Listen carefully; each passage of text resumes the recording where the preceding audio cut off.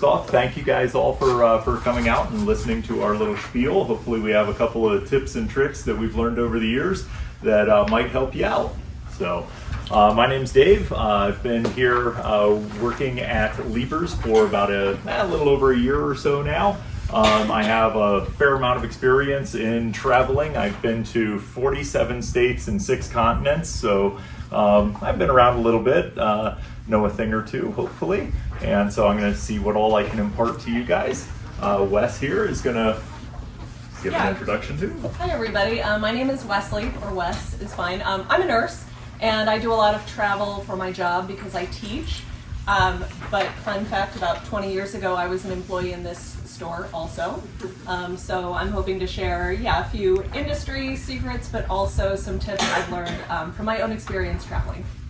Not only are we giving this little demo to everybody here in the store, we're also recording this for YouTube. We have a little YouTube channel that we try to reach a few more people than we have here in Albuquerque. And so, and it's actually on up there. So if you go home and you're like, man, I forgot, what was he talking about with those power adapters? We'll have this up and posted on YouTube in probably about a week or so. And so you can always like and subscribe onto that. You'll get all of the updates that we do whenever we're talking about a specific bag or something like that. A lot of good tips on there, a lot of fun. We typically have a good time with it. I normally am wearing a Hawaiian shirt whenever I do these because I like to travel. Today I am actually not, and we'll get into, in a little while, we'll get into the reason why I am dressed as I am today. So let's kind of think about why we travel. First and foremost, getting out into the world is super cool. Lots of great places to go, like destination bucket list things. Hey, I want to see the pyramids. Hey, I want to see Big Ben, the Eiffel Tower. I want to go, to Australia, whatever it is. I want to use one of those bathrooms in Tokyo that are supposed to be fantastic. A few people catch on to that. Bathrooms in Tokyo are supposed to be fantastic. I've never been to Japan, but take it on good advice there. So anyways, a lot of reasons why we travel. First and foremost is have fun. A lot of folks come in here and they're very afraid. They're like, I'm going out of the country. It's going to be very scary. Cool, where are you going? I'm going to Canada. Oh, come on now. Canada's basically like northern Michigan or something like that, almost. So lots of fun to travel. We want you to be prepared so that you can have the best trip that you can. That's our entire ethos here at the store, is everything but the trip. I can't sell you plane tickets, I can't sell you train tickets, but by golly, I can get you a piece of luggage that is going to just be stress-free and help you out having a great time out there, okay? So before we actually pack our bags, we want to think about our itinerary, where we're going to be going, and what kinds of things we're going to be doing. So are you going to be hiking in New Zealand? Are you going on a cruise? Are you going on a girls' trip to Vegas? Think about what kinds of activities you're going to need to dress for, and that's going to help you guide how you actually pack. We want to think about the dress code in the places we're going. Are you going to be visiting, religious, like a mosque or a temple? You want to think about what's going to be appropriate in these places. Am I going to be eating out in lots of upscale restaurants, or am I going to need more casual clothes because I'm hanging out on the beach? These are all of the questions that we want to kind of flesh out before we start to pack our bags. We want to think about the weather, not assuming that someplace characteristically warm is going to be that way or characteristically cold is going to be that way. It's a good idea to check the weather wherever you are planning to visit, and that's going to help you decide what kind of items you need to pack. I can remember a March in Florida where I was there with shorts and t-shirts because I thought spring break, woohoo, and it was 60 degrees and raining. So work on that before you start to put your wardrobe together. Great resource for everybody is Google. Weather forecast. Google can tell you what the weather is anywhere in the world for the next week with relative accuracy. Utilize that. Exactly. You're going to want to check with your cell phone provider. before you start packing, going on your trip. Learn about what kind of international phone service is available to you. I think Verizon has one of the easiest plans to use. For $10 a day, you can use all of your regular domestic plan in another country. Android phones may be a little different. Some other carriers might require a different kind of SIM card. So get in touch with your cell phone carrier. Find out what it's going to take for you to use your cell phone. Because your cell phone is going to be a great resource for you when you're traveling. That can be your interpreter, your currency converter, your calculator, your weather apps. Are all going to be on your cell phone, so you want to make sure you have access to that while you're traveling. Google Translate's another huge one that you can use, and if you are not fluent in all of the languages of the world. When we start thinking about where we're going, some people travel, I have to do this, and this. These are the key things. I'm going to Paris, I have to see the Mona Lisa. Make sure that if you're doing something that is super important, you go ahead and make sure that you have tickets for that. One of my buddies just went over to Amsterdam in early November, absolutely the slowest part of tourist season that you could possibly find. He was there from Tuesday through Friday. He wanted to see the Anne Frank house. It was sold out every day. He was like, you gotta be kidding me. Like, come on, this is like nobody's here. You walk down the street and they're just locals. There are some things that are going to be very, very busy, tourist hotspots types of things. Make sure that you plan on those so you don't get caught out and miss on something that you really wanted to see.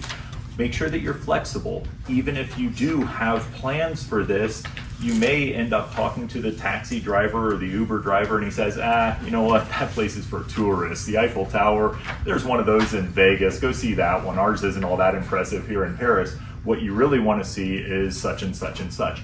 So on one hand, be rigid in your planning. On the other hand, be open to change. I think some of the best vacation stories that a lot of people have are the spontaneous things of, hey, we were walking down the street and we look over and there's this little jazz club. And so we went in and oh my God, it was the greatest thing ever. You didn't necessarily plan on that, but that's a memory that'll last a lifetime. And I love the tip of relying on locals to help you suss out those really kind of neat spots that you might not otherwise have visited. Yeah. Another thing to kind of plan when you're coming in here to Lieber's to buy all your luggage, think about how you're traveling. Oh, I'm flying from point A to point B. I get off the plane, I take an Uber to my hotel and I'm done. Versus, oh, I'm flying into Thailand. I have to take a bus up to the train that takes me over to India or, whatever it is. So if I'm traveling to Miami, I can get away very easily with a four-wheel spinner. If I'm visiting my sister in Brussels and she lives on a cobblestone street, I probably want to get something that's going to be a two-wheel bag that's going to be a little bit more robust if I'm going to be bouncing along on cobblestones in Europe. So those are some things to think about when you're planning your trip. One important thing, Europe is absolutely our #1 destination for overseas travel for America. Everybody loves going over and seeing the Eiffel Tower and such. Visas are changing. Used to be, I just buy a ticket, I fly over there, I eat a baguette and so on and so forth. In 2024, late 2024, England is going to require a visa. In 2025, the rest of the EU is going to be requiring a visa. That's the latest information that I saw as of about a week ago. That they've been trying to do this for a while. It may get pushed back. It may arrive earlier. If you are within 6 months of heading to Europe, make sure you check and see if you need a visa or not. Foreign currency. This is another interesting one. Almost everywhere in the world you can use your credit card. There are going to be a handful of small villages, if you're going way out into the woods, that you might want to have some cash on you. There are a number of foreign countries. I was in Egypt and I carried like $100 in singles or something, and I would tip the bellhop. And I was 22, 23 years old, so $100 to me it wasn't that much money, but it wasn't like that little. I'd tip a bellhop $1 and they would say, thank you so much. That to them, they could eat for a week on $1. The US dollar is the most important currency in the world. It has value everywhere on the planet. Take a look, use Google, see if where you're going, if the US dollar is going to be more important. If you're going to Germany, use the euro. They're going to look at you like, what, a dollar? I'm not accepting that. I want a euro, come on. But other places are going to really love that US hard cold cash. Sure that you talk to your credit card company before you go. Hey, by the way, you might see some weird charges because I'm going to be in Greece next week. Make sure that you talk to them.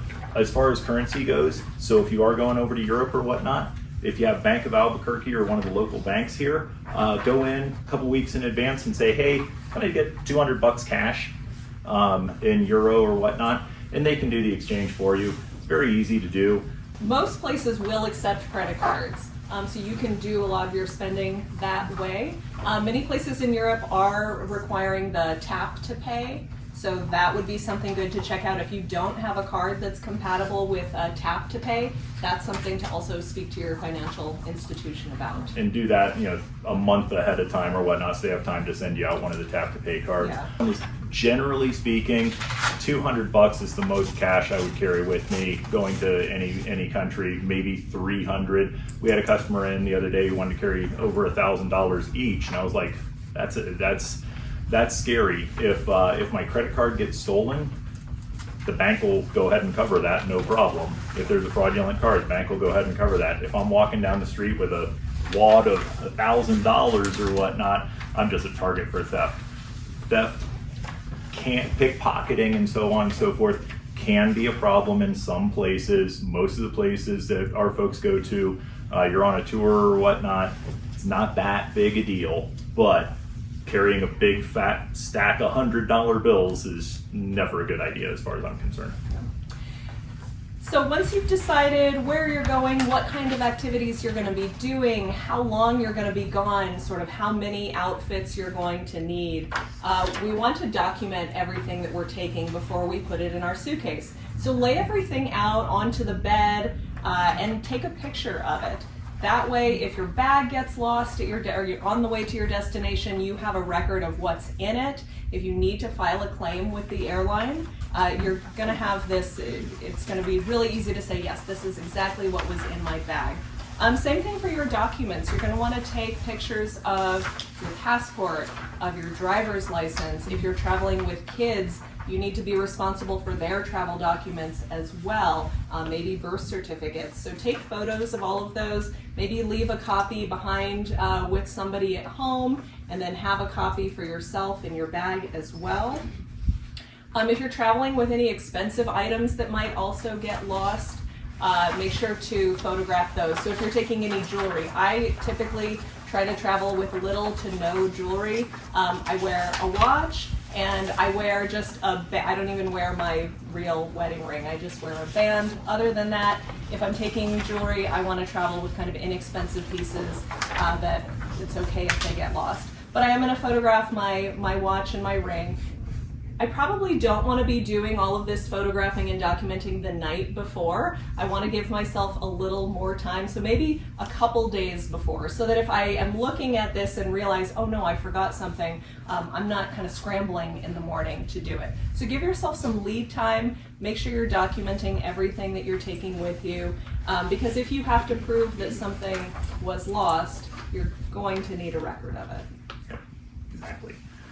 So we've covered a bunch of ground. Does anybody have any questions over anything that we've covered so far? Can you talk about Japan and cash in Japan, etc.?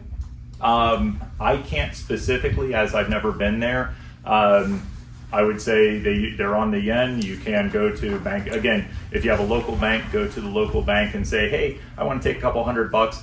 Everything in Japan, you're going to be able to pay with a credit card anywhere you go. But I like having a couple $100. Japan is not a tip-centric nation. As far as I understand, again, I don't have a whole lot, I don't have any firsthand experience on that one, but I don't think you're leaving a tip for everybody.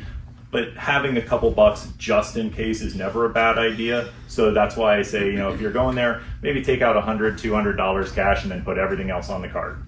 When you arrive in a foreign country, even when you arrive in Miami or Cincinnati or wherever you're going, I leave one credit card at the hotel. I have one credit card on me. If I'm all of a sudden chit-chatting with somebody and I'm paying for something and then I get distracted over here and I walk away and I left my wallet there, and my wallet either just simply gets lost behind. How many people have heard of somebody leaving a wallet in a cab or something like that? You know, it happens. It's not necessarily, you know, somebody out to get you. It's just, boy, oh boy, I'm in a new place and I'm excited and I forgot my wallet.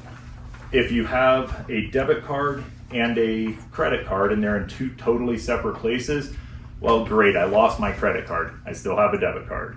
Same thing with passport and either a passport card or a driver's license. My passport, the only time that is in my pocket or on my person is when I'm going to the airport. As soon as I arrive in my destination, that is staying in the hotel, in the safe if I want to. I never recommend carrying a passport with you. There are two places that I am aware of that you have to have a passport to gain entry. One is going to be in Vatican City. The other is going to be the Imperial Garden in Japan. Outside of that, I lived in Germany for 6 months. I never had my passport on me. I want to have a driver's license or some form of ID. If God forbid I get hit by a bus, they need to be able to identify me, hopefully, you know, hopefully get me to the hospital or whatnot. But if something goes wrong, I have identification. A passport is not necessary to carry with you as far as I am concerned. You may have you may hear other opinions, but I would absolutely leave my passport behind. My driver's license gets stolen or left behind or lost or whatever, that's a pain in the butt because I have to go down to the DMV when I get home. My passport gets lost. That's a major pain because I have to find a U.S. consulate and I'm flying out tomorrow. I have to get a passport by tomorrow. Good luck with that one. Leave your passport in a secure place. Do not carry it with you unless you're going to the Vatican or Imperial Garden. Would you recommend that for the UAE? Yes. Let me rephrase that. I mean to keep it on your body or in the safe. My knee-jerk reaction is leave it in the safe. Consult Google. I have not been to the UAE, but generally I'm there next weekend. Okay, So. consult Google, see what they say, and read a few articles because the first one might say absolutely carry it with you, and the next 12 might say, dude, you'd be an idiot to take it with you. I don't see any reason why you would need it as long as you have a form of ID. But again, I've never been there, so. And as far as keeping your debit card or credit card on you, I like to leave my debit card in the safe. I will take it with me on a trip, but I like to use my credit card versus my debit card for most of my expenses. If someone gains access to my credit card or it gets lost or stolen, it's a lot more secure. That person is not going to gain access to all of my funds in my bank account. So I want to have my debit card with me, but I'm going to sort of reserve it for an emergency because I can generally pay for everything else with my credit card, and it's a lot more secure if it gets lost or stolen. What do you think of the security of room safes? Yeah, I've never had a negative experience with a hotel safe. In a room safe? Yes, in a room safe. Yeah. How about international bank transaction fees on the credit cards? Yep. You get hit with, I mean, you have to pay somehow, and so I'm too lazy to really be overly concerned about it. There are a handful of countries that are exorbitant fees. I know Cuba, we were looking at going down to Cuba last year, and they have some weird exchange stuff going on where they have some weird exchange stuff. And so that made everything very expensive. If I'm going to Europe, if I'm going to Japan, if I'm going to most places that any of our customers go, I'm just going to use my credit card and eat the 3%. Are any U.S. banks in particular better than others as far as not being really heavy on the fees? I haven't done a ton of research on that one. That would be, again, consult the Googles and see who has the best account. I want to say that Capital One advertises no foreign transaction fees. I think Samuel L. Jackson has come out and gotten snakes off of a plane and then hawked some credit cards. So I would look into them, but that's using the very back end of my memory bank. We had a question. Are you going to cover health insurance cards and coverage outside the country? No, that's a little bit beyond my scope. Also beyond my scope, just to know that there are additional, healthcare coverage plans that you can buy. that will cover not only some expenses of your trip if you have to cancel for an illness, but will also cover some transport expenses should you have to go to a hospital in another country or should you have to take an ambulance ride. I can't speak to the specifics of those, but that is an option and probably not a bad thing to have. Because Medicare doesn't cover you outside the country. A lot of supplemental insurance doesn't Right. cover you outside the country. So I was just thinking you might have a company that you would recommend for additional coverage. Okay. I don't have a company to recommend. It is a good idea to contact your your health insurance provider and ask if they will cover any kind of expenses or care outside the country. You're correct, a lot of them will not. I'm sorry, I cannot recommend a specific carrier.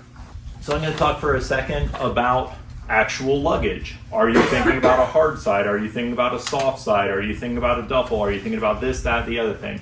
Again, pay attention to how you're traveling. Hey, I'm just going down to visit my sister in Miami. It's all smooth sailing through the airport. I want to get a 4-wheel spinner. I want to get a carry-on because I'm only going for a couple days. Hey, I'm moving to Belgium and I need to be able to carry my entire life's possessions. Well, those are going to be a couple of different things. When we talk about hard side versus soft side, this is a little bit like Coke versus Pepsi as far as I'm concerned. With either one, if something, a lot of folks kind of have this idea that, boy, I'm never going to use the soft side because my soft side's just going to get destroyed or whatever. If something impacts a soft side hard enough to do it damage, it's going to do damage to a hard side as well. The key advantage to hard side luggage is it's waterproof-ish, water resistant. Yeah. So if you say, hey, I'm moving up to Seattle and I'm going to be flying during the winter and my bag's going to get left out on the tarmac and it's going to get soaked, get a hard side. That makes sense. If you, generally speaking, we sell more soft side because we take advantage of those front pockets on it. I think they're a little bit more user-friendly. I have some folks that like having the 50-50 clamshell that most hard side pieces have because they can find things easier. I have other folks, if you ever go and stay in San Francisco, your hotel room is about the size of this table, okay? And so for me, if I can get a piece of luggage that I can put up against the wall and just lift the lid, that gives me a lot more room. So those are some of the subtle things that we think about when we think about luggage. Something that we sell a ton of are little bags like this. I mean, shoot, I use this to go down to the Smiths or whatnot to grab my groceries, but I'm gonna go out and go shopping. I want a little tote. This guy folds up into a little wallet size envelope. These are great to carry anywhere in the world. Hey, I'm going to Greece. Well, I'm gonna look like a local right there. A week before you go, 2 weeks before you go, make sure that your suitcase is in good shape. Oh shoot, I didn't notice. I remember last time I came home, this carry handle was torn free. Now I'm packing the night before and I've got a torn up suitcase. Well, that's no fun. Make sure you give yourself enough time to come in here and spend money with me. Okay, it's very important for you. Go over the bag, make sure the wheels are in good shape, make sure the zippers are in good shape, make sure there aren't any holes in it, so on and so forth.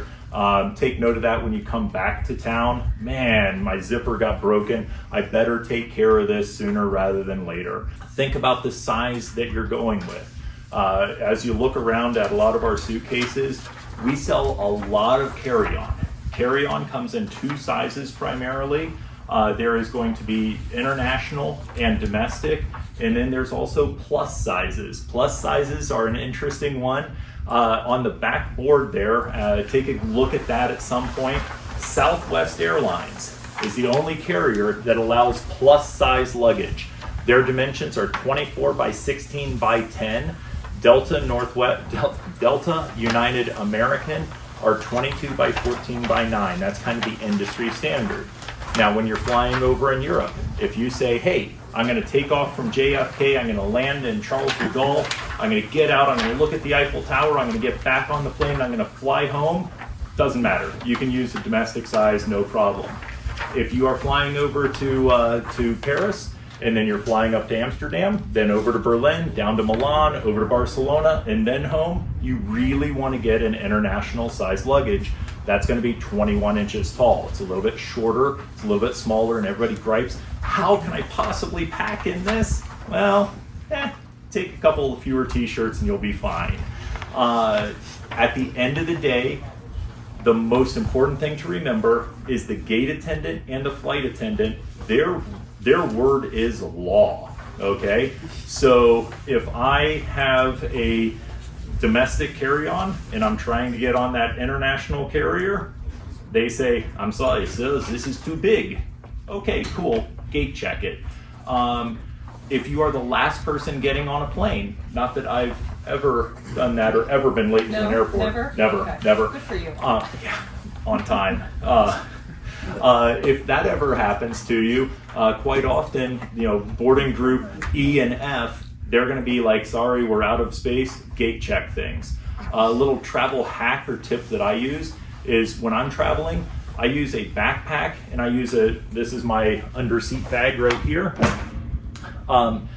If I'm getting on the plane and there is no more carry-on space and I'm using a backpack, I can always walk right on. I've never had a problem with it anyway. If I was carrying a four-wheel, they would have to gate check that. So a lot of people don't like using a backpack. It's bigger, clunkier, and you have to actually kind of carry it. But I find that for me, it's a get out of jail free card to get on the plane a little bit easier. Southwest Airlines says your bag is 16.25 by 13.5 by 8. Okay, kind of interesting. American is 18 by 14 by 8. United is 17 by 10 by 9. Delta doesn't bother to give you any dimensions. They say it's a small carry-on bag that fits underneath the seat, similar to a diaper bag or a backpack. Yeah. So Now, this is your personal item. That's your second piece of carry-on that you're allowed. Just a side note, if you're carrying a medical device like a CPAP machine or oxygen, you can take those in addition to your two personal items. That's not going to count against you there. we want you to have everything that you need, and most importantly, we want it all to arrive in good shape. As soon as you turn your bag over to the baggage attendants, those guys, they're very hardworking. They have no ill intent, but they are chucking bags left and right, and a lot of stuff gets broken when they do that, okay? So we love carry-on luggage. We're gonna do something kind of fun here, okay? I am going to fully pack this bag, and Wes has a hard side bag that she already has packed, and she is going to unpack it. So we're gonna show you how much stuff will actually fit into one of these.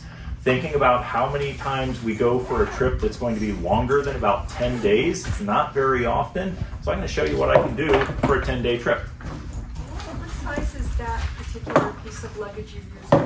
This particular piece of luggage that I am looking at right now is domestic carry-on, 22 by 14 by 9. Does that include the wheels? That includes the wheels. And so that's an excellent question. A lot of people do all their research online, and we get calls from the engineers out at Sandia who are very particular about their numbers.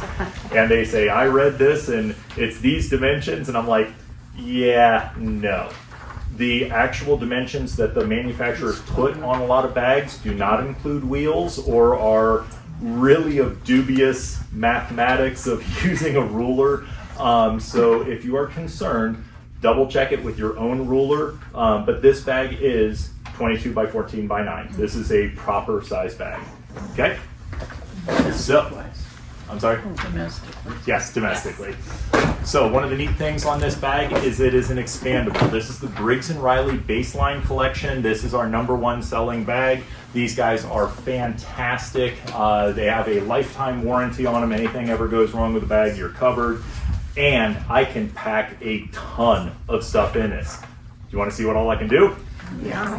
All right, let's I'm start. going to Vanna White a little bit. Vanna, if you can give me a couple pairs of pants.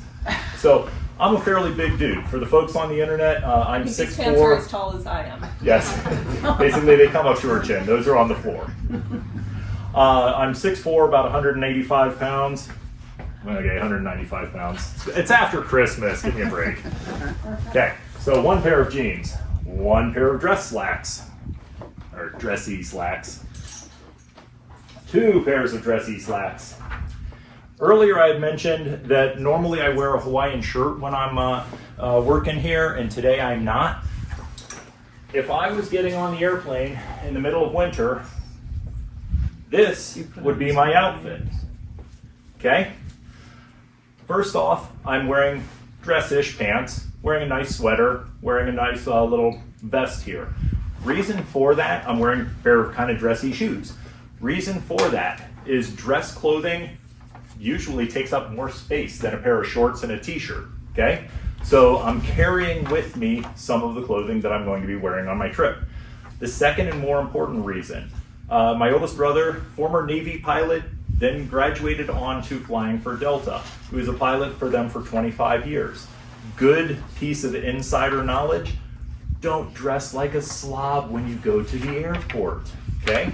If there's any question when I get up to the gate and I'm talking to the gate attendant and maybe my bag's a little bit too big, if I'm wearing a pair of flip-flops and a Who Farted t-shirt, they're gonna say, sir, back in the line. We're gonna gate check everything you got. If I'm dressed like this and if I'm polite, chances are I have no problem getting on the airplane. If you are dressed as a professional, you're treated as a professional, generally speaking. So, anyways, normally I do wear a Hawaiian shirt. So we're going to be taking at least one Hawaiian shirt with me today. This one's awesome. It's got dinosaurs on it. That's cool. So I leave the top button open. Yeah, I just did it to be able to. So what I'm doing, by the way, is I'm alternating one side to the other. I'm alternating front to back. So my pants go in lengthwise. My shirts are going to go in widthwise. Can you So I've got- tilt it towards us, Dave? Just show us what you're doing. So I'm kind of making a little nest in Awesome. there. Does that make sense? Everybody can kind of see that? So far I've got 3 pairs of pants and I've got 1 shirt. We're going to be like Sesame Street here. We're dealing with the count. I've got 2 shirts. I've got 3 shirts. And you're alternating back and forth. Yes, alternating sides. So one on the side closer to him, the next one on the side farther away from him. That's 4 shirts.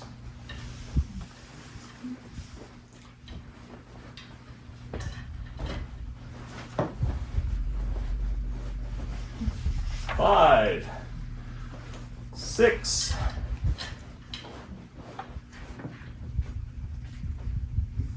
7. This is very exciting. We're kind of in kindergarten here. How long are you going for on this imaginary trip? So on this imaginary trip, I would be like, this is way more clothes than I would ever take with me.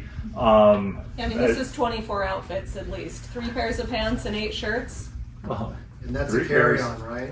4 Plus, pairs. yeah, not even including the stuff that And the he's sweater. wearing, the things in his carry-on, his personal items. Yeah, this is so a lot of folks come in here and say, I'm going for 8 days. There's no way I could possibly pack for 8 days in a carry-on. I'm like, oh boy, if I double up and wear these shirts twice, I've got 18 days worth of shirts in here right now. That's a pretty long trip just in a carry-on. The other thing to bear in mind, a lot of people 20, 30 years ago, if you went on vacation, you stayed in a hotel. You stayed maybe at a resort. You maybe were on a cruise. Right now, you're going on vacation, we're renting a villa in the south of France on Airbnb, on VRBO. Those places all have washing facilities in them. If you are going to a hotel for 3 weeks, 4 weeks, something like that, you can find a coin-operated laundry. You don't have to take 24 pairs of underwear kind of thing. Does that make sense? Okay? So, I've made a nest in here. Now, I need to fill up my nest. Since I don't just wear button-down shirts and pants, I have 9 t-shirts in one of my packing cubes. I'm gonna nest that guy right in here. Are they, can I ask a question? Are they full, are they laying flat, or did you roll them? These are all laid flat. They're, Okay. if you want to come up here real quick. No, I'm good. Okay, but I literally am just dropping one shirt in, and then another shirt, and then another shirt, and then another Yeah, shirt. I'm just kind of pressing them down into the bottom and into the edges. What about in the cube though? Are they Oh, in rolled? the cube, everything's rolled in the cubes. Wesley will That's show what you I was her asking. bag. Yeah. Gotcha, yep. So when I unpack my bag, I'm actually going to open up all my cubes and show you how I Okay, pack them in perfect. there. Yeah. That's what I was wondering. I was wondering about the cube, how you packed in the cube. Yep. So again, this is 9 pairs of rolled underwear. Okay. Okay. So now I've got my little nest kind of filled in. Now I'm going to fold everything back on top of itself. So shirt goes in. Another thing to think about is what this reminds me. This is a Banana Republic no crease shirt. Okay. So by packing everything in here really, really tightly, it's going to help reduce wrinkles and such. But also think about the type of clothing that you're taking with you. See if you can find something that isn't going to wrinkle horribly. That's always a good way to go. And Wes is going to have a secret weapon as far as that goes that she's going to show off here in a couple of minutes. So be excited. Wrinkles are created by movement. So the tighter you can pack your clothing, the less they move around in your suitcase, the nicer they're going to look when they come out. Another thing which we're not showing here today, but you can put your clothes in dry cleaner bags, and that helps prevent some wrinkles also. And folding them properly also helps. Here I'm kind of jamming these together, so I want to do this in a somewhat timely fashion. So 1 pair of pants, 2 pair of pants, 3 pair of pants. Now, since I am going on a business trip, I am also taking a little quick dress coat here, or sport coat. That's another pair of pants, another dress shirt, and my sport coat. The top of this Briggs Riley Baseline bag has a built-in suitor. So if you say, hey, I'm going to a wedding, I'm going on a cruise, and I need to take some dress clothing, cool, we can do that. Kind of doing this upside down, but I think I can handle it. So we're gonna put this guy in. Do you take it on the hanger? I'm going to take this one on the hanger because I can. So you don't necessarily have to, but it just, to me, it makes a little bit more sense. That way I'm sure that I'm all set when I arrive. I'm going to take these guys and tuck them underneath here. And again, if I was really doing this, I'd be a little bit more precise about not leaving it lumpy. So take your time when you're doing it on your own, but hey, I'm doing a demo here. So we're going to stuff this guy together.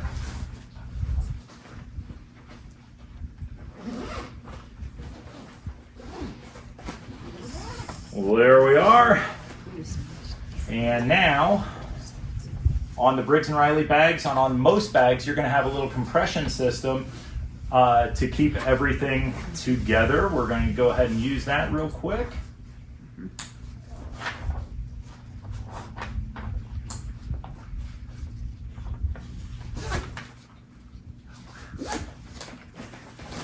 Close this up. That's carry-on. This is carry-on. So remember, we expanded this bag to begin with, but Dave is going to show you how it gets back to its original size. Right now, he's too wide to go as carry-on. Okay? So the nifty thing on this Briggs & Riley bag is I do CPR on it. I learned this from watching Baywatch. That is a carry-on piece. And wait, there's more. Because I forgot to put my socks in. Basically, on my dry run of packing this, I ran out of room. This is why I like the soft side bag. Because, there, now I have socks. Okay? You guys are all wondering, well, wait, you didn't put in any, toiletries or shoes. Well, cool. If this bag gets lost, it would be unfortunate. But I have my life preserver bag, and in my life preserver bag, I have very important items. Sunglasses. Don't leave home without them. It's winter. I'm carrying a jacket. Okay? I'm carrying my dot kit for my toiletries. Absolutely imperative.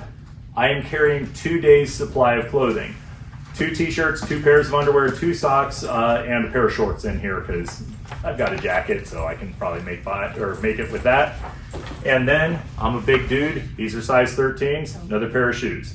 So I've got 1 pair of shoes on my feet. I've got 1 pair in there. Most of the time, people are going somewhere warm and sunny. Maybe you have a pair of flip-flops. Flip-flops are very small. They don't take up all that much room. But you're getting the idea that I now have 9 separate shirts, t-shirts, underwear, so on and so forth, plus 2, plus what I'm wearing, plus pants, plus dress clothes. I've got so much. There's no way I can use all this stuff. Most people grossly overpack. Bear in mind of how much stuff I just put into my 2 carry-on bags. This is one from Briggs Riley that I absolutely love, and this is kind of one of the things that Wes and I talk about of being in the industry. You start to figure some things out. I love this particular bag for a very strange reason. Okay, again, I wear size 13 feet. Or size 13 feet. I wear size 13 shoes, whatever that is. I'm a big dude. I don't fit very well in a lot of these seats, and so I'm kind of wedged in there and so on and so forth. This bag has pockets at both ends. So the things that I can put in here, Snickers bar, bottle of water, my book, my headphones or whatever, I don't have to pull this bag out from under the seat. I can immediately access the things that I need right on these end pockets. This is super slick. Dave, how much do you think your bags weigh? Oh boy, I don't know. I think that and this is actually fairly important. Dustin, can you find the scale? Here you go, toss it. I did not toss it. Okay, so do we have any bets on how much 58 days worth of clothing weighs? More than I can lift. And that's going to be a very important point here. Any guesses? I heard 39. 20. Oh, 20. 20? Okay. 40. 40? This is like Price is Right. 34. Closest without going over. 34. Okay. 32. Let's see, Okay. Dave. Let's see what we got. It's like the Price is Right. Yeah. You can't go over. This is weighing in at Ooh.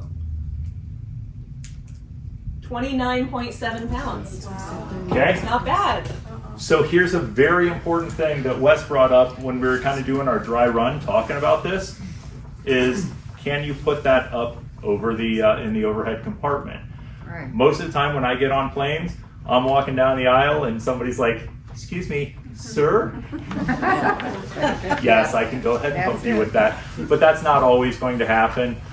Make sure that when you pack the bag, it's something that you can manage on your own. Just Okay? in case. Just in case. So now Dave has shown us how we're going to get all the stuff in. I'm going to show you what's already packed in my suitcase. So this is also a Briggs & Riley. I'm opting for a hard side case because I'm thinking my bag's going to sit out in the rain and the moisture. This is the SYMPATICO line. It also has that wonderful all-inclusive warranty. I actually do carry Briggs & Riley luggage in my real life. So this is a carry-on size as well. I've already got it compressed, but when I was packing it, I popped open that expansion to give myself a little more room. And this bag has 2 different packing spaces. Okay, it's kind of that clamshell. So on this side of my bag, I've got a couple of packing cubes, and this has most of my clothes for this entire trip in it. I actually have 18 different outfit combinations in just these 2 cubes. So when I am packing, whether it's for work or for vacation, I really like to think about packing neutral basics that kind of all go together. So I can mix any top in here with any bottom that I've packed. I also really want to think about packing like a traveler rather than packing like a tourist. And by that I mean, Dave kind of talked about like you maybe want to avoid shirts with a lot of writing on them. So I want to leave my Disney World shirt at home, my I Heart NY shirt at home. Not only because that sort of identifies me as a tourist, but also those items aren't really versatile. They don't go with a lot of things. They're harder to re-wear. So I've packed all clothes that will kind of mix and match really easily, that are of similar color, palette. And what I've done, and I'll hold these up and show them to you, but what I've done is sort of a bundle method. So I've bundled together different outfits. That doesn't mean that I have to wear them as I've bundled them, because as I said, I can mix and match this stuff, but I've put together what I think I'm going to wear for several days. So you can kind of see inside my cubes, and I've actually got these folded as opposed to, well, they're kind of folded and rolled. So in my first cube, I've got one bundle. This has one pair of pants and 2 shirts. So I'm planning on wearing this pair of pants with each of these shirts on different days. So this is a pair of kind of linen blend pants, right? These are gonna go with lots of things, very versatile. I can wear them to work, I can wear them out to dinner, and then I've got this paired with 2 shirts. So striped t-shirt, striped button down. And her shirts are much smaller. They're much smaller. So when I was folding these, I just kind of folded them into each other like this, and that creates my one bundle. So I've already got these outfits planned. I don't have to think about what I'm gonna wear because I've already decided. My second bundle is jeans with 2 different t-shirts. A great pair of dark jeans can also kind of go with anything. I can dress this up with a nice top, or I can dress it down. So I've got this paired with just a plain black shirt, a plain white shirt. But again, I can mix either of these striped shirts with this pair of jeans as well. I can mix either of these plain tops with the black linen pants. In my other cube, I've got just a nice kind of like wool blend sweater. This item will also go with all of my clothes. It'll go with any outfit. I want to think about layering as opposed to packing a lot of bulky items. So if I'm going somewhere cold, maybe I want to bring my big goose down jacket, but that's going to take up too much room. So instead, I'm thinking about pieces that I can layer together that are going to be warm. So if I need to have one of these t-shirts and then a button up and then this sweater and then maybe even a cardigan over it, I can layer up and keep myself warm without taking up too much space. This final bundle is kind of more of a dress bundle. So I've got a skirt paired with 2 different dress tops. Again, I've got them just folded into each other like this. Just a plain neutral skirt. Again, this will go with every single top that I put in here. These dress shirts will also go with every bottom that I have packed. So even though I have 3 different bottoms and six different tops, I've got potentially 18 different combinations here. And that's Okay. super important because, again, how I pack my bag is absolutely not how I personally pack anything. With 9 shirts 9 or 10, I lost count. I think 9 or 10 shirts and 5 pairs of pants. You do the math on that, and I've got 100 different outfits that I can wear in there. That's ludicrous to carry with you for most people. My airport outfit is also full of kind of neutral layering pieces. So I've got a t-shirt on under a sweater. Again, this will go with my color palette. I can re-wear this sweater with just about anything in my bag. I've got my heaviest pair of shoes on, so I can walk in these shoes. I could, exercise in these shoes. The other things in my suitcase, so here's my third packing cube. This has my exercise clothes and my sleeping clothes, and I've packed those in bundles as well. And these are kind of rolled. So this is, some jogger pants and a t-shirt that I can sleep in. This bundle has a pair of leggings and just kind of an exercise shirt. I can also pair these leggings with some of my tops. If I need another outfit, I can layer these leggings under my jeans, like long underwear if I get really cold. So I think leggings are a really great item to have. And then underneath here, I've got my socks and undergarments in my third cube. My sort of non-negotiable for travel, and it does not have to be yours, is a travel steamer, because I like all of my clothes to look nice and be kind of pressed. A travel steamer can also just sort of help like freshen up things I'm gonna wear a second time. So I do travel with a steamer. There are frequently irons and steamers in hotel rooms, so you don't have to have this item. It's just something I like to have. In the other half of my suitcase, That was the key thing that I was going to talk about later. Oh, okay. Yeah. So, anyways, carrying all this dress clothing, having that I would rather ditch 2 or 3 of the shirts that I had and even a pair of pants that I had to carry a steamer to make sure that everything that I have looks good. Can we see what the steamer looks like? yeah, so this particular steamer is just 2 different pieces. So it's got a little water container. You fill this up in the sink and just click it into the back and plug it in, and there you go. It heats up really, really fast. We do sell one, but not that one. This is an older one, but it's worked well for me for many years. The other half of my suitcase, I've got 2 pairs of shoes in this little shoe bag here. Again, my feet are a lot smaller than Dave's. He may not be able to get 2 shoes, 2 pairs Your of shoes. feet in there? Yeah. No way. Those are tiny. So this is my favorite pair of travel shoes. These shoes are made of recycled water bottles, which means they are machine washable and they're really light.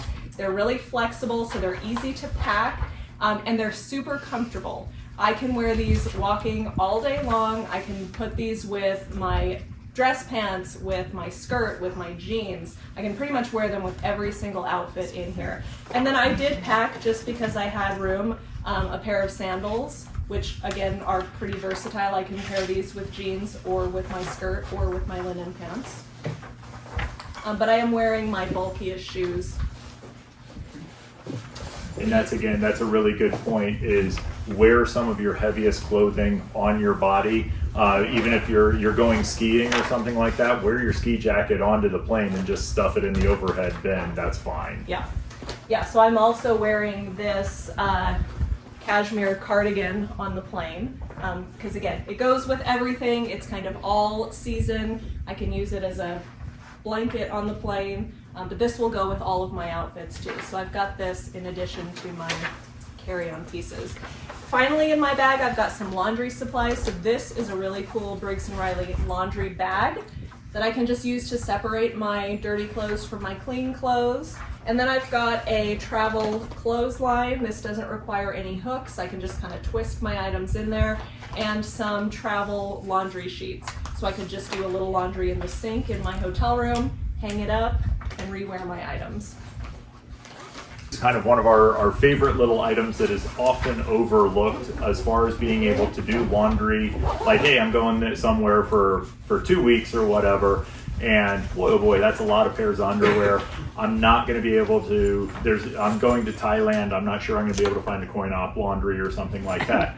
Travel underwear, travel t-shirts. These are all microfiber, microfiber material. They dry super, super quickly. The motto for this company is 17 countries, 6 weeks, 1 pair of underwear. Which you could do if you really, If really you had to. really wanted You to. could do it. They do have in parentheses, okay, maybe 2.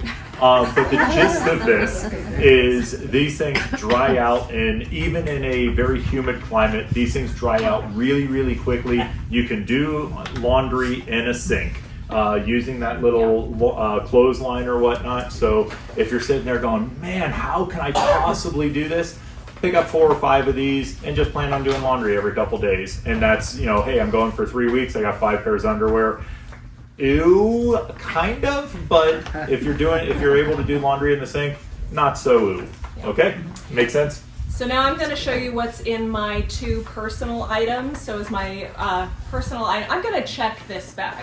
I could carry this on if I wanted to. It is the appropriate domestic size, but I'm going to check it so that I can take 2 more carry-ons and personal items. So in my larger carry-on that's could either fit under the seat or in the overhead. This is a really nice 2-zip Briggs Riley tote bag. There is a 3-zip version also, and it has so much space in it. So in the one pocket, I'm going to start with snacks because snacks are the most important thing, and moms don't go anywhere without snacks, right? So I've always got a couple of little high protein things to eat in my bag. I've got some beef jerky and some nuts and a protein bar.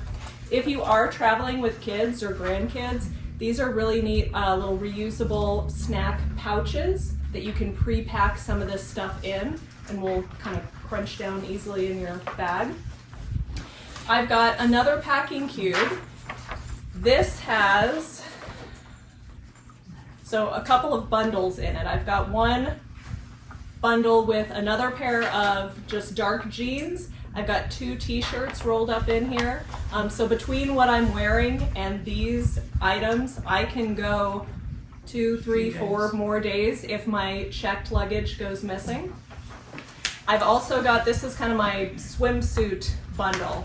So I've got this tunic. I think a tunic is a really versatile item to have because I can sleep in it, I can throw it over my leggings and pair it with some sandals. I can wear it as a swimsuit cover-up. So I've got this bundled with my swimsuit, which I always have. I don't go anywhere without a swimsuit, and I like to have it in my carry-on bag.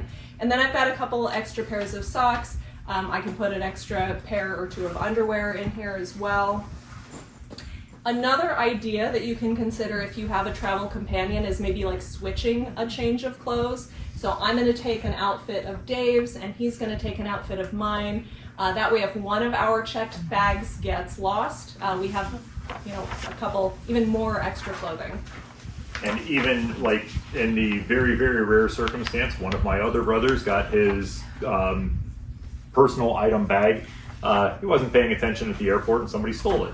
And so if like he has a checked bag and that bag got stolen and the checked bag disappears, if he's traveling with his wife, at least he still has one pair of clothing for the next day. So swapping stuff back and forth is a pretty good idea. Yeah. I've got a shawl in here. A shawl is another item that I can use for a lot of different things. I can cover up my shoulders with it. I can wear it as a scarf. I can wear it as a head covering. I can wear it as a sarong on the beach. I can put this over my lap as a blanket on the plane. So this is in my carry-on bag. I've also got some compression socks, which I'm going to wear on the plane. I've packed this neat little pair of kind of sandal flip-flop things. These you can wear as slippers on the plane or in the hotel room. You can wear them in the water, and they take up almost no space. So this is kind of what I opted for instead of flip-flops or slippers or something. I've got all of my toiletries in here. This is a 1-quart clear plastic bag, so this meets TSA requirements for my toiletries. I've packed a whole bunch of travel size items, which you can buy. You can buy travel size toothpaste, travel size deodorant. You can buy travel size shampoos and conditioners and face products. A tip that I like to use is go to your dermatologist or esthetician and ask them for sample size items, of your face products. They will give them to you. You can frequently get, travel size or sample size makeup items, like at department stores, at makeup counters. So do that. You don't need to pack huge amounts of toiletries. This is kind of a neat little travel bottle. This has a lockable cap and a no drip valve, so if you wanted to put your own shampoo, conditioner, lotion in here, this is going to be really secure. It's not going to leak all over the inside of your bag. I have a couple other items in here which I was just going to show you, which are these little containers that you could put, I don't have anything in here, but you can put lotion or face products in these, and they don't take up very much space. This is, it kind of looks like a lip gloss container, but you could actually put shampoo, conditioner, lotion, something in here. But I've got all of my toiletries that I'm going to, including, toothbrush, toothpaste. I've got my makeup in here. Moving on to the other side of I know there's so much in here, right? Yeah.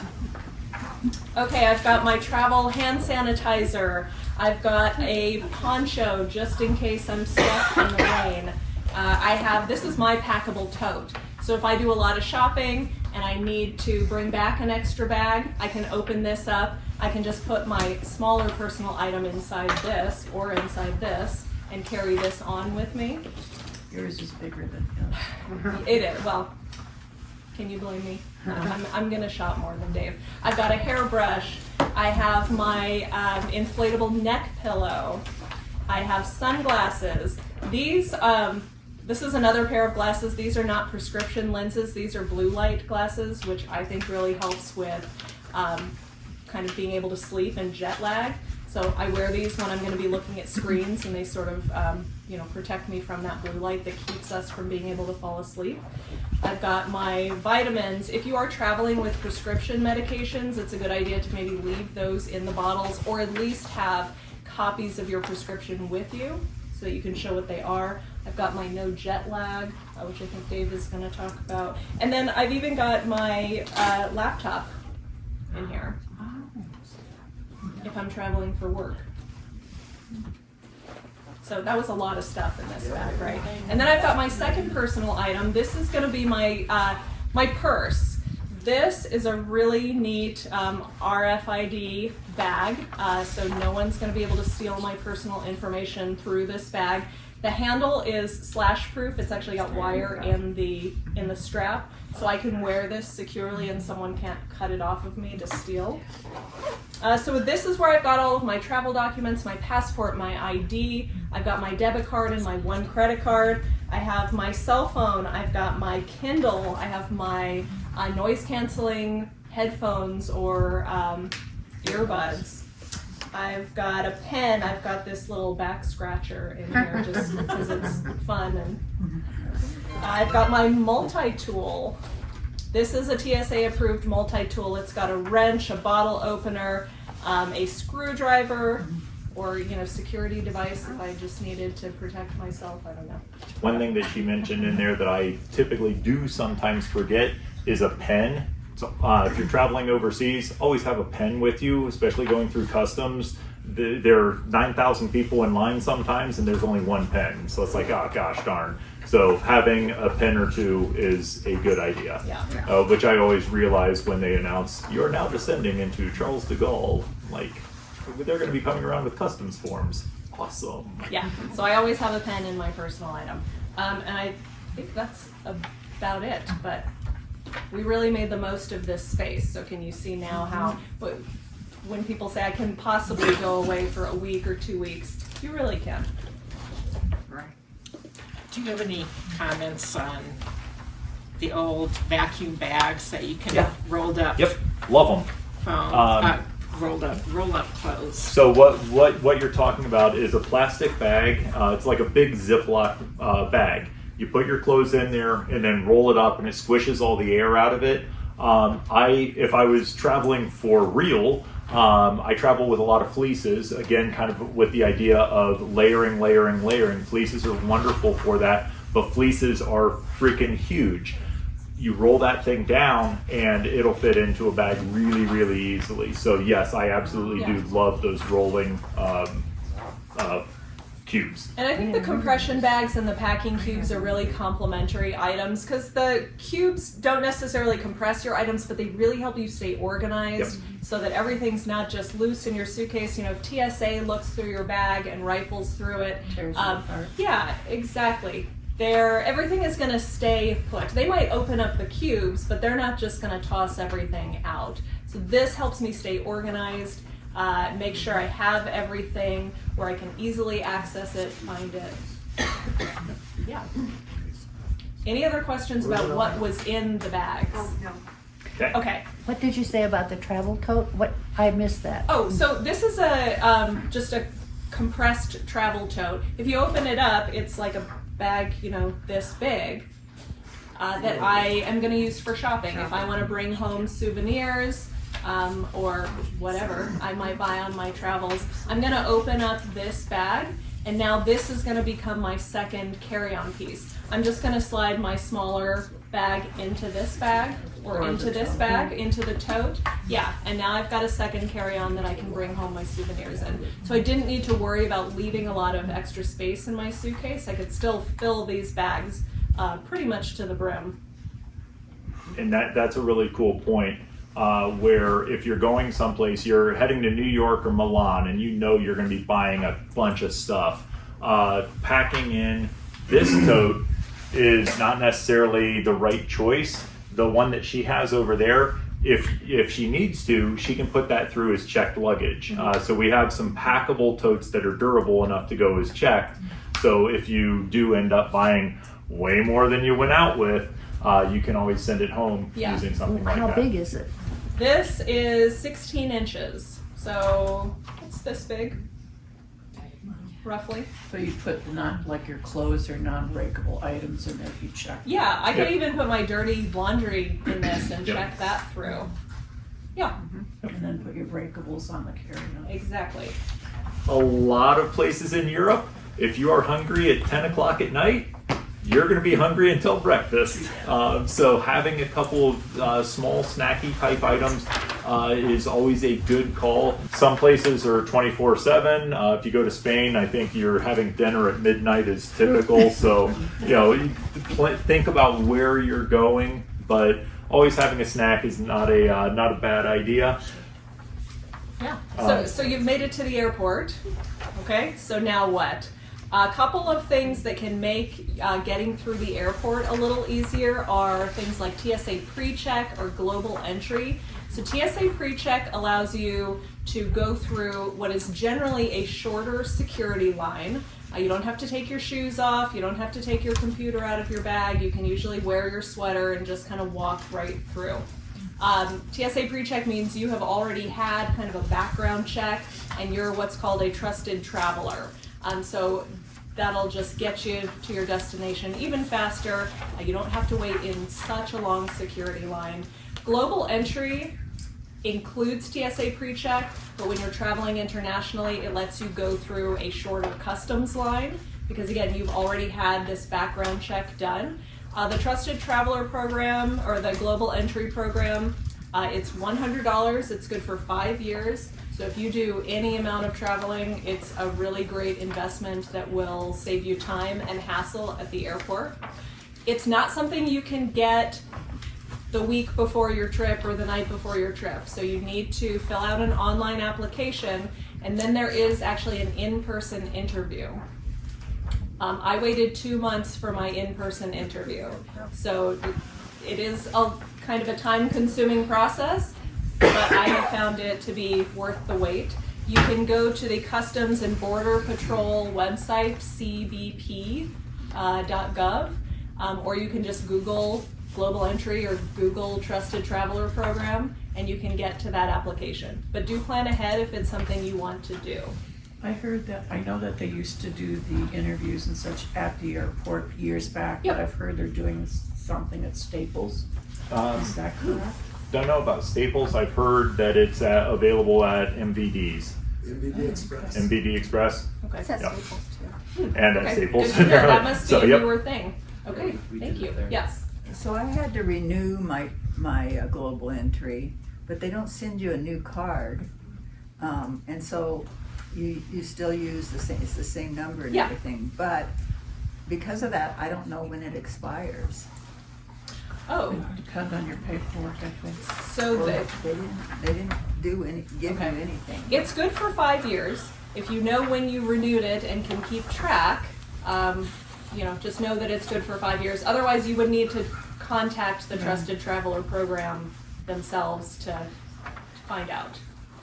And perhaps they can send you a new card. That might be an option. I don't know. That's a good question. Yeah, they didn't ever send me anything Okay. except email that said you completed your renewal. Okay, so I would get in touch with them directly to find out how you should verify your new expiration date. Okay? Let's see, you're going to want to have your passport accessible, and you're going to want to also think about keeping it safe, so you might consider something like a neck wallet. Again, you're only going to want to have your passport on you while you are traveling. Once you get to your destination, we talked about putting it in a safe, but this is a good way to keep your passport safe. You just wear it underneath your clothing, and then it's easy for you to get to, but also secure while you're traveling. You're going to want to have your boarding passes and your ID, just all really available, accessible. You can keep those items in here also. Another thing I like to do at the airport when I get there is maybe set my watch ahead to the time zone or to the time that it currently is where I am traveling. So if I'm going somewhere that is 8 hours ahead of where I am right now, I'm going to set my watch 8 hours ahead That way, on the trip, I can kind of start getting onto the schedule of my destination, right? So, okay, it's only 4 o'clock here, but it's midnight where I'm going. I need to be sleeping right now. Or it's mealtime, I need to be eating something right now. That will help so that the jet lag is not so bad once you get to where you're going. Taking these no jet lag tablets is also a great way to avoid some of the jet lag. These are homeopathic. I can't really tell you the mechanism of action or how they work, but they do. So this is a really neat item to just have in your carry-on bag and take throughout your trip. Cool. A couple things I'm going to jump in with. Yep. A lot of people get nervous when they travel. And so, boy, oh boy, I'm going to go hit the bar, and then when I get on the plane, I'm going to have another couple of drinks. As far as no jet lag and so on and so forth, those are two really terrible ideas. A couple like we've all seen on the news, somebody like that. 9 times out of 10, a lot of alcohol is involved. A good tip from us is 1 drink. That's it. If you want to have a margarita with your lunch on a long layover, absolutely go ahead, do that. But if you want to have 7 margaritas and then get on a plane, please don't be on my airplane. That's. People think alcohol, I'm going to have a drink to help me sleep. Yes. Alcohol actually impairs your sleep. It does not help you sleep better. So maybe wait until you've arrived in your destination to start enjoying the wine or beer or cocktails. And stick to water and things that are actually really hydrating. And that's the other thing. Alcohol is very dehydrating. It's not going to help you feel energized and refreshed when you arrive in your destination. So I'd say stick to water while you're traveling. The wine in France is much better than it is on the plane. We've gained entry onto the plane. Yeah, we're finally onto the plane, and so we want to make sure that we are comfortable. So we talked about the no jet lag. We talked about having a travel pillow. They have a lot of different styles. I like the ones that are inflatable because it doesn't take up a lot of room. But if you want one that's not inflatable, most of them will just kind of hook onto the side of your bag.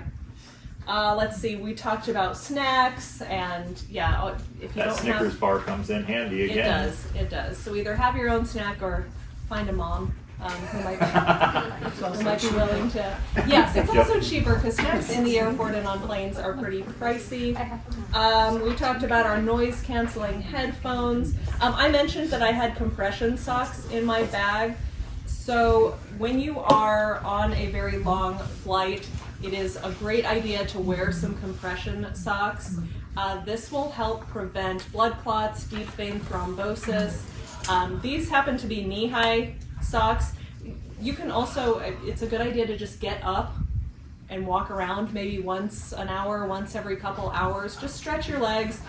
Do some, little leg exercises, like do some ankle circles, or just get out of your seat and stretch.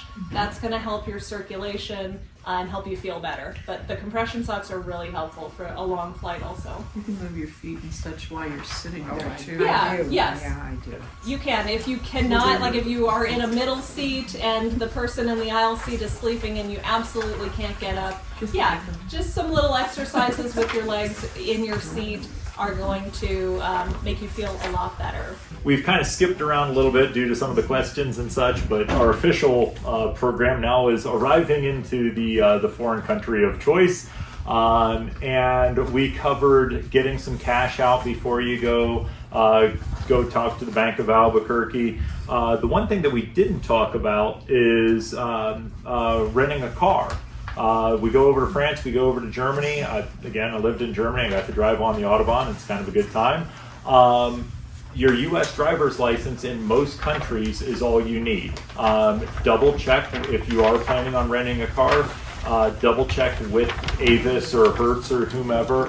Double check on Google. Do I need any kind of special licensure to drive in France, in Italy, so on and so forth? Remember, if you go to England, those guys, they don't know anything about driving. They're off on the wrong side of the road. It's crazy. So think about some of those things. Most of Europe, Americans have no problem driving in. The rules are pretty much the same. I was lucky enough to go to Egypt. There is absolutely no way that you could possibly convince me to rent a car in Egypt. The driving there is something totally different than what we experience here. But if you're going up to Canada, you're flying up to Canada, you can rent a car. So that's something to just kind of double check yourself and make sure there are no weird rules for the country you're going to. But most people going to most of our countries are going to be just fine. I think we've That's- just about covered yeah. everything in our program, Dave. So, alrighty. Do we have a question from back there? Oh, I saw a hand up right here. Oh, Okay, we, sorry. okay. Oh. Go ahead. These days when everybody carries water, particularly if you're in a country where you have to be a little bit careful, what's the easiest way? I like your small crossbody bag, but if I'm walking around, I can't carry a water bottle in it. What are the options? We do have a couple of slings that are designed for a water bottle. Again, if you're looking at a place like Egypt, Mexico, or whatnot, if you're buying a water bottle at your hotel, that's going to be a sealed water bottle. In Egypt, most people are going on some kind of a guided tour. The tour bus will have water bottles, lots of them. Generally speaking, don't buy water from a street vendor because those may or may not be originally sealed, kind of thing. But your hotel, again, are the folks who are here at this travel clinic. For the most part, you're going to be staying in a more or less upscale hotel. You're going to be staying someplace that's going to be safe. Get a couple water bottles in the morning from that place and head out. So I actually think that I can fit a water bottle in this little bag. So I can remove some items that I don't need to be walking around, right? I don't need to walk around with my Kindle and my AirPods. So if I move my credit cards and my phone to these front pockets, I can fit a water bottle in there. Because they said that they discourage single-use plastic on the strip, but they also say, watch water. So you can buy, this is actually a little compressed water bottle or a packable water bottle that will squish down. And it opens up. Yeah, and then opens back up. So I could take this with me and just throw that in my personal item. And we'll give you one for this particular product. Oh, yeah. See it for a second. I have one particular point of to note. When the lid is sealed, it is sealed, and I can't open this up really. Okay. Now the issue with that is we had a customer come in and she says, "So I get out to the airport and you're not allowed to carry any water through TSA." And somebody picked up on where this could be a problem. So goes through TSA, fills it up with water. Goes ahead, screws the lid on nice and tight because I don't want anything to leak, right? Gets on the airplane changes pressure. She absolutely could not open this, and she was like, "Oh, big strong man sitting next to me, can you open this?" And big strong man's like, "Arr!" So this is a really cool bottle, but if you do take it on an airplane, make sure you crack the lid just a little bit until you get up to altitude, and then you can take it off or close it or whatnot. But that was just kind of a funny story of all the things that we hear here in the store. They're like, I hadn't even thought of that. Yeah. Yeah. So You had a question. So. How many suits can you put into the carry-on? depending on how many other pants and so on and so forth, I claim that I would be able to fit 2 suits in that comfortably. I might be able to stretch it to 3. Is there enough room in your cabin bag, do you think, for a size 14 men's shoe? Sure, why not? Okay. Yep. Actually, that's kind of a fun, quick question. We'll kind of wrap this up a little bit here. It is always interesting to see where people are going and what they're doing. That was something we touched on earlier. Again, we have story after story after story from people coming in. We had a guy who worked for UNM, and he was in the forestry department. He was going over to England to do some forestry stuff, and he wanted to travel in a carry-on. So he needed his steel-toed, and he's a big dude, steel-toed hiking boots, work boots types of thing, leather chaps because he's working with a chainsaw, big leather gauntleted gloves, helmet with visor, And he also wanted to go over to France and go do some cycling. Cycling shoes, cycling helmet, and a carry-on. You're not doing that. There are times where, as aggressive as we can get with packing stuff, just like, nah, dude, you've got to check some stuff through. There's just nothing I can do with that one. Yes, you can fit a pair of size 14s in there, but just make sure that they are size 14 running shoes and not size 14 oversized hiking boots. Yeah. Adapters, electrical adapters. Yep. Pass me the pink one right up there. Actually, pass me both of those. So here's a couple of things real quick on adapters. We have a full display over here for the folks on the internet. Everybody calls in and says, I need a Type 2 adapter. I have no idea what a Type 2 adapter is. The company that we use is Voltage Valet, and they are a B-type adapter for Europe. So every one of these companies uses a different series of numbers or letters or whatever to designate Europe versus China versus England, so on and so forth. When you deal with adapters, there are two things to bear in mind. There are adapters and there are converters. Adapters are for 95% of what we carry with us. Our Kindle, our iPhone, our laptop, electric toothbrush, shaver, CPAP machine, all of these things are dual voltage. It means you can use them on R110 or their 220, doesn't matter, you can use them. Things like steamers, hair dryers, curling irons, hair straighteners, those are a 4-letter word around here because those are high power draw devices that if Wes goes over to England and plugs her steamer in and it's not a dual voltage, not a specific dual voltage steamer, the ones that we sell, we wrote on them USA only because they are not dual voltage. You plug that into an adapter like this, either your device is going to have a very bad day or your hotel room is going to have a very bad day. And you hope it's just the device. Yes, and you don't have angry next door neighbors in your hotel.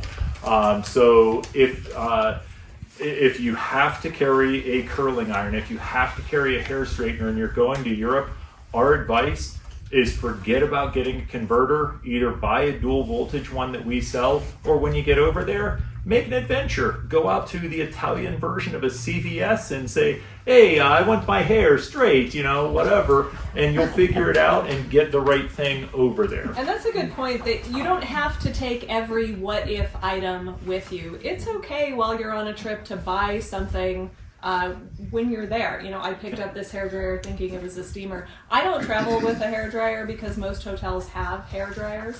But if you really hate the one that's in the hotel and you're like, no, I have to have a better hairdryer while I'm here, you might not want to have packed it with you. You might, just go out and it's okay to buy some things while you're on your trip. Yep. Don't feel like you have to pack every single item that you might use. Okay.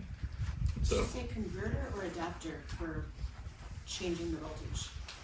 changing the voltage is a converter. Using a dual voltage device like an iPhone, that's the easy one where you just get a little plug-in thing like this. The reason why we don't like the converters is converters typically weigh at least 2 pounds or so, and that's a lot of just extra dead weight for something. There's got to be, if you're moving to Denmark for the next 6 months and you have your special coffee machine that you have to have, cool, get a converter. But if you're saying, I have to take my hair dryer, I'm like, boy, oh boy, the hotel that you're staying at is going to have a hair dryer, and if it's not good enough, just buy one over there. It's going to be a lot easier. It'll be a fun experience of going out shopping. And what do cruise ships usually have? Yes. You would need You should generally not need to have. Viking, we deal an awful lot with European travel. Viking River Cruises, in every stateroom, they have 2 US and 2 continental Europe adapters. So as somebody from the US, if you're taking a Viking River cruise, plug that sucker right in. If you're on Carnival or anything else, those are all going to be US based. If you're cruising around in the Mediterranean with Royal Grecian Tours, I have no idea, contact them, look them up on Google, and it's pretty easy to find that stuff out. But double check with whatever cruise line you're dealing with. But I know Viking, that's one of our common ones. They're going to have US plugs in every stateroom. So many things are electronic, and I have a different cord for everything and a different charger. Do you have a favorite cord management system for traveling, or just stuff them all in a Ziploc bag, whatever works for you?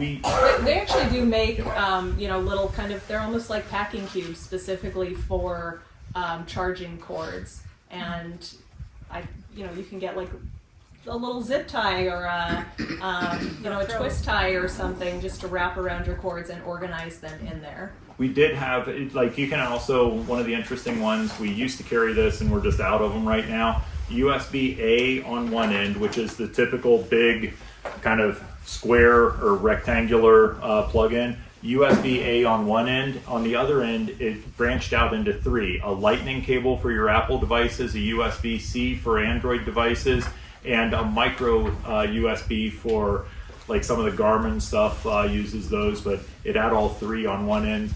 So if you go to Best Buy or someplace like that, you can probably find a 3-in-1 that'll cover a couple of things for you. Oh, and on the topic of electric devices, I forgot that this was in my my purse here. This is an emergency charger. As long as you keep this charged, if your cell phone dies or something, this will give you a full charge in a matter of minutes. So that you're not stranded without a cell phone. And we do have a lot of the battery packs. TSA allows up to 20,000 milliamp hours on a battery pack. That has to be in carry-on, not checked luggage. But you can get one of those, and those are usually good for 5 or 6 charges, depending on if it's an iPad, a computer, a iPhone, whatever. So that's always a good one to carry with you. So for folks out in YouTube land, if you enjoy the content, like and subscribe to our channel. We appreciate all the comments that we get on these. It's a lot of fun for us to do. And everybody here, thank you again so much for coming on in.